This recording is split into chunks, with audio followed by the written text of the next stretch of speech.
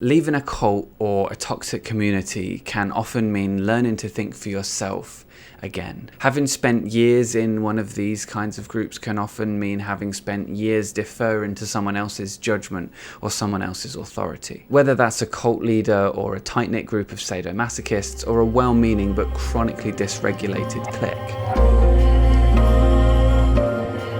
For survivors of groups which have an emphasis on ideology and an expectance of total adherence and purity, part of recovery tends to be regaining personal integrity and independence of mind. It can be a real struggle to reclaim your mind after walking away from something like that. It's something I struggle with and I'm still learning about every day. Now, on the point of integrity, it is worth saying that in these kinds of destructive groups, integrity or some version of integrity tends to be held in pretty high regard. Because of their emphasis on ideological purity, integrity is a must in these kinds of groups. But the kind of integrity that we're talking about here isn't something that's necessarily externally defined. It's not about living your life, constantly adjusting your life on the basis of some external map of reality that claims to have all the answers. Nor is it about living in strict adherence to an authoritarian regime on pain of consequences. Integrity here, as I'm using the term, is more about being on good terms with yourself and living in accordance with your own values and principles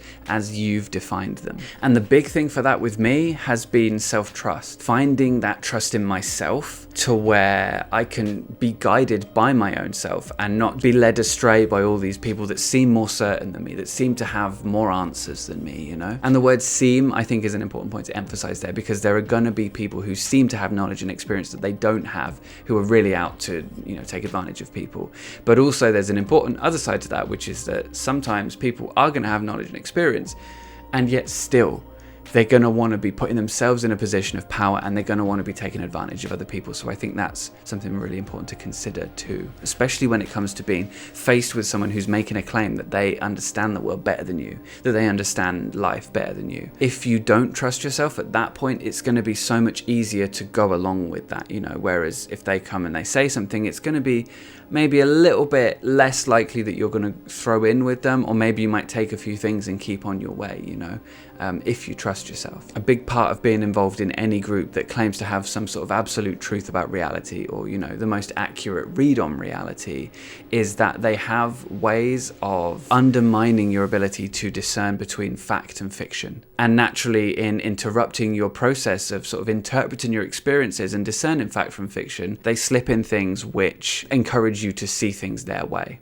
After a while, I started to notice myself sort of get sucked into groupthink a little bit and different cliques online, and alarm bells started ringing for me, and I had to withdraw a little bit and sort of, get back to basics, especially when I came back to Twitter after my break was over and I just saw all these tweets and just, what Twitter's like. Because I'd become so accustomed to it before, when I saw it after coming back, I was just like, the fuck is this? This isn't okay. Like, this isn't, why are people talking to each other like this? Like, why are we just fine with this? And for me, I think I was fine with it because I'd been so immersed in it. So in stepping back and taking that time to really reevaluate my own values and principles and explore things without that constant social pressure of seeing things a certain way, that helped me a lot to learn to rely on myself a little bit more, to rely on my own ability to discern fact from fiction, right from wrong, and so on and so forth. If you're enjoying this video as we're going through it, by the way, please remember to subscribe to the channel and hit the little bell thing so you get notified anytime I upload a video. One of the biggest challenges for me in this whole process of relearning integrity after leaving this cult was that I had to learn to not consistently defer to these people who seem to know more than me, who seem to understand reality more than me. And interwoven in that was a necessity for learning how to kind of chill the fuck out and not be super militant about the ideas that I was taking on. Not to find an idea, find a group, find a map of reality and just be like, this is it, this is the answer to everything, because it very rarely is. One way of seeing the world is rarely right about everything. It might be right about some things, just like no person is right about everything, As a person who lifelong has been interested in ideas and, why people believe what they believe. And lifelong, I've loved to take ideas apart.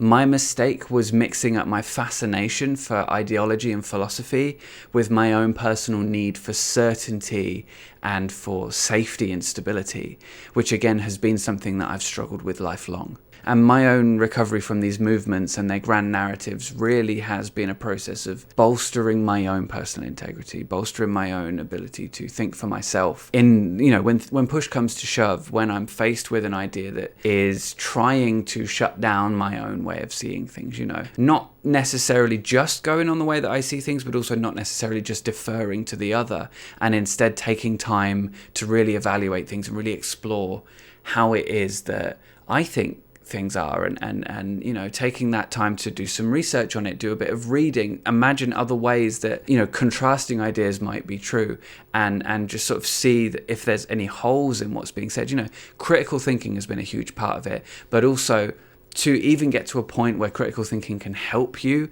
there needs to be a degree of self-trust and self-reliance, and again, personal integrity on the basis of your own values and principles. I think that is really important, because otherwise critical thinking can become self-doubt.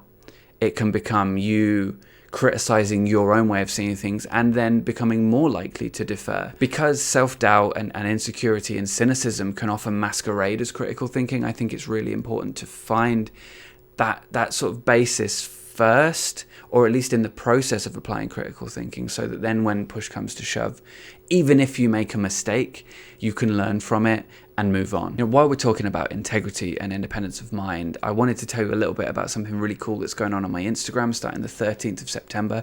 I'm actually going to be running a bit of a campaign on integrity and independence of mind, which is going to be running for 20 days. And I'm going to be helped out by a number of cult survivors and people who have survived toxic online culture in their own way.